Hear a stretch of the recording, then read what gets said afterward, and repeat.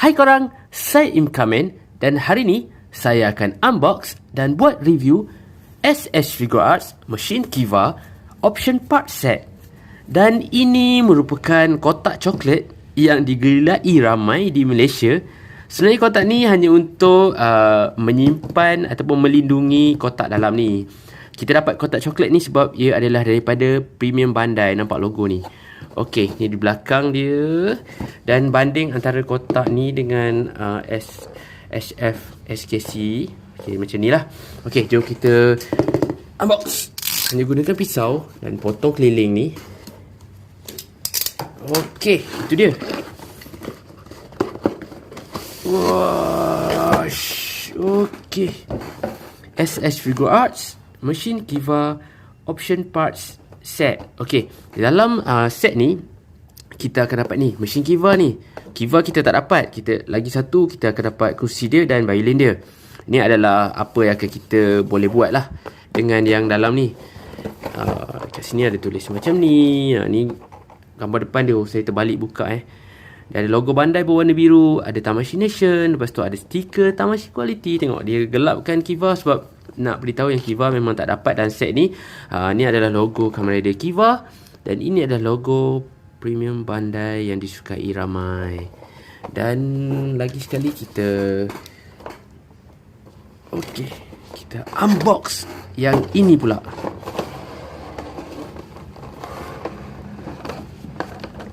Alright.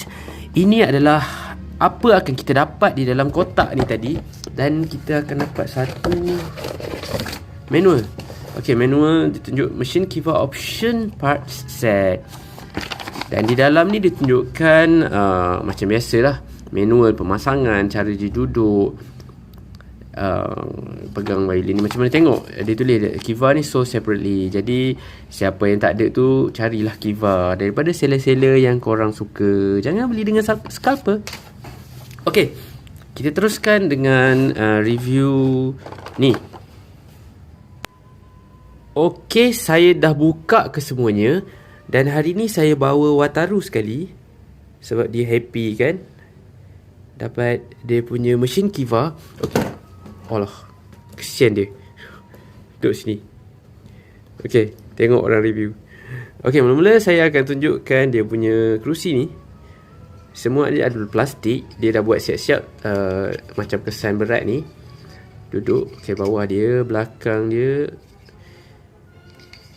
Okey, kemudian kita tengok betapa detailnya bandai buat. Tetapi kalau banding dengan company yang mengeluarkan alat-alat 112 tu, yang tu lagi detail lah sebab ni tak boleh gerak kan. Tapi memang cantik dibuat. Okey, nampak ni. Kalau korang dapat nampak kepala dia, nampak. Alright. Koish, zoom sini lah.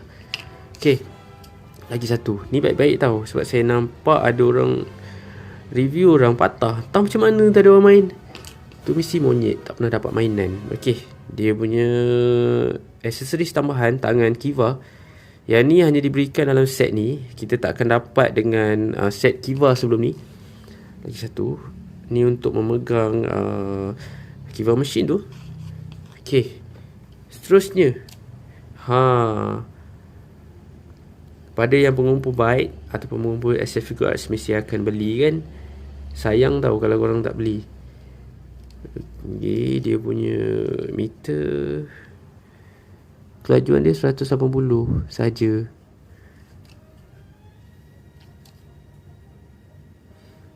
Tayar dia cantik lah semua. Saya punya nasib baik tak dapat defect. Okay, ni untuk kita letakkan stand nak buat. Macam tu lah kot. Okay, jom kita test si Kiva ataupun Wataru ni duduk kat dia punya chair. Okay, boleh muat cantik.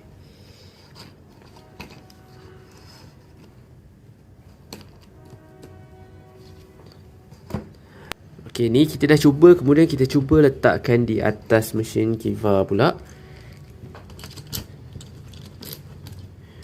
Alright, jadi korang kena buat sendirilah macam mana korang nak bergayakan dia. Okay, ni nampak sangat. Saya akan simpan mesin Kiva ni saja, tak display sebab sebenarnya ruang display saya dah penuh. Okey. Jadi jumpa lagi dalam review akan datang. Jangan lupa subscribe bagi yang belum subscribe. Dan sekarang ni saya ada kontes ataupun giveaway untuk diberikan. Jangan lupa tonton video tu, ada dalam link. Okay, jumpa lagi. Bye.